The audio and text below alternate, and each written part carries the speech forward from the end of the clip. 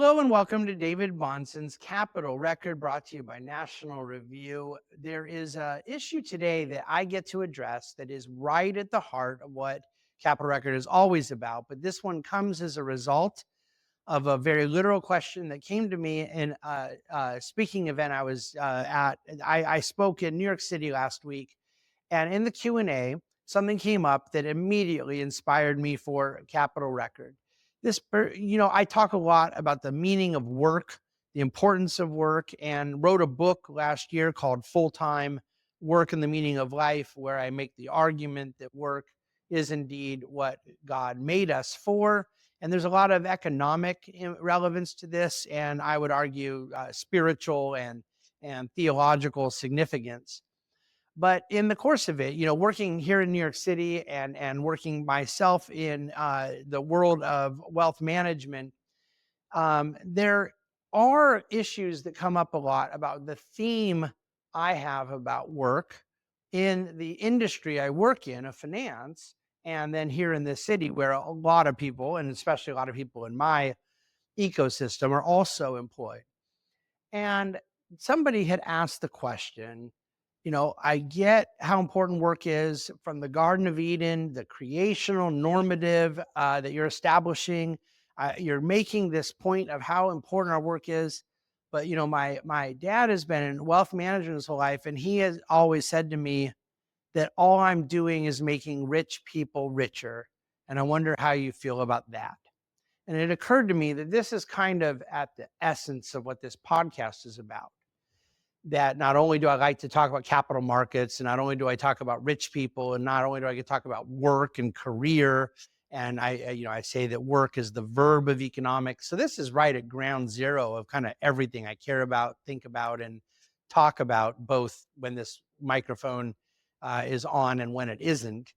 But I also particularly thought that this revealed the need for better economic understanding, not merely a defense about the work people in wealth management do, not only a defense of capital markets, not only fighting off of the sort of embedded class warfare of we're just making rich people richer, but the basic economic understanding of what's really going on. That when one believes I'm just sort of moving paper around to let rich people get richer, that what are we actually missing? You could argue there's things we're getting wrong. Rich people don't get richer from paper moving around. There isn't anything wrong with rich people getting richer. The value you're supposed to be adding, by the way, is not just rich people getting richer, but rich people avoiding big mistakes. Rich people, you're supposed to be avoiding rich people getting poor. You're supposed to be helping not fully rich people become richer people. You're supposed to be administering wisdom in tax and estate planning. You're supposed to be helping people in the sale of their business. There's a lot of things you're supposed to be doing that are more than just merely helping rich people get richer. So I won't make a defense of the profession right now or plead for people to have a more holistic understanding of what goes into our industry. I could do that anytime. If anyone's interested, believe me, you talk about stuff I love to talk about.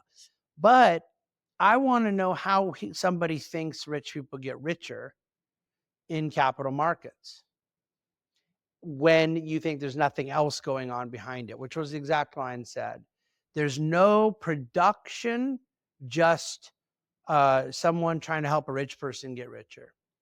And what I said to this individual in the Q&A is that there is no way for a rich person to get richer without production of goods and services.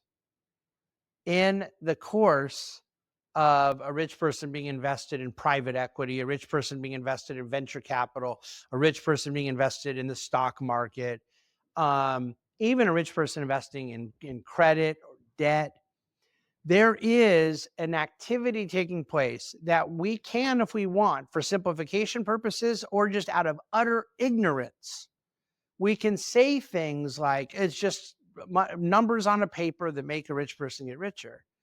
But of course, behind those numbers, there is no way for a rich person to get richer without the money and capital that has been extended to have been extended into something that is itself producing goods and services.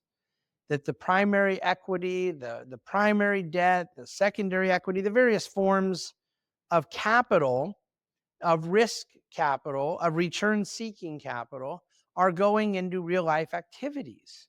And that capital formation is then driving some bad investments, some good investments, but it is expanding the wealth pie.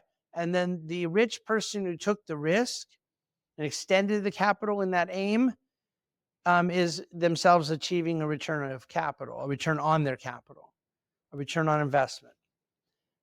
But the return on investment does not come from pushing paper. It has to be connected. Ultimately, all of that capital is fundamentally part of a real life transaction. If they are lending money to a bank, that bank is lending it out in mortgages to people who are buying homes or building homes or starting businesses. And we can go on and on. Now, I'm all for the debate as to which of these activities we like better than others, which ones we wish we'd have more of, which ones we wish we'd have less of. My point is that there is never a time in which we're just helping rich people get richer, but we are helping rich people get richer through the capital activities that are connected to productive activities. And productive activities make things, and they build things, and they risk things. And in the course of building, making, creating, and risking, we expand the wealth pie and we enhance quality of life. We meet human needs and wants, and we do so through economic activity that I refer to as the production of goods and services.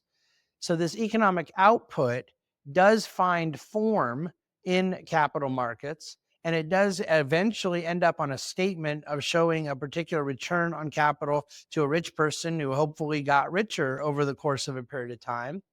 And yet that was done still through participation in the real economy, not separating from the real economy, not saying, I'm just going to move paper around and this work is meaningless. I'm not producing goods and services. I'm not participating in the real life activity that you're describing. Finding a sort of emptiness in that is very hard for me to justify. It is meaningful work, and it is meaningful work that is also participating in lots of other meaningful work. So it's a broader defense of capital markets. It's a broader education around where those dollars are actually going and what they're doing. And there's a kind of, Kevin Bacon separation on it as well, that the dollars, if you want to dig deep enough, do far more than people realize. I could give one or two immediate and direct and primary uses, but the fact of the matter is that there's a thing called velocity to the money, that it turns over multiple times. So capital formation is very important. And yet I just think existentially an advisor, and you could say this for an investment bank, M&A, you could say this for a tax accountant trying to save people in taxes. All of these things do far more than merely represent paper numbers on a paper, but they drive a real economic activity, or the numbers would not exist. The things that are backing those numbers are ultimately and always connected to the production of goods and services. This is what wealth is. Wealth is not a number on a paper, or Zimbabwe is the richest country on earth.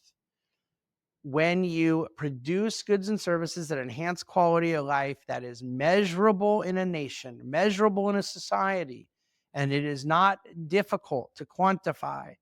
And the capital that goes into that, the labor that goes into that, the risk that goes into it are things to celebrate. And those who advise on such things, even apart from the fact that I'm obviously talking my own book, because in both literally and figuratively, this is what I do for a living, but that isn't my point. I could provide the rationale I want people to hold on to for anyone in their line of work, besides a hitman and a pornographer and a few other industries I'd like to see go away. It is not merely the wealth advisory profession that should not diminish and demean its own existential value. There is always production of goods and services in the work, and any attempt to reduce what we do or what any job does, to be divorced from production and divorced from real meaning and to be reduced to merely numbers is missing the point. And that is a problem in economic theory, not merely in what I think is kind of a lazy or negative, pessimistic pathology. Economic theory requires us to understand these things. And the beauty and complexity of a modern economy is that sometimes we miss these things because we can take them for granted. However, it's incumbent upon somebody like myself to never stop reminding us that we can't take them for granted, that there is no need for this individual's dad to feel like I'm not doing meaningful work because all I'm doing is helping rich people get richer. Rich people cannot get richer without somebody involved building goods and services, and producing goods and services is economic output. It enhances quality of life. It builds civilization. And it's not only the purpose of our lives, but it is the purpose of this podcast. So I will defend it until my dying day. Thanks for listening. Thanks for watching on YouTube. National Review's YouTube channel hosting here in 2025 our Capital Record. I look forward to coming to you again soon this week. Thanks so much.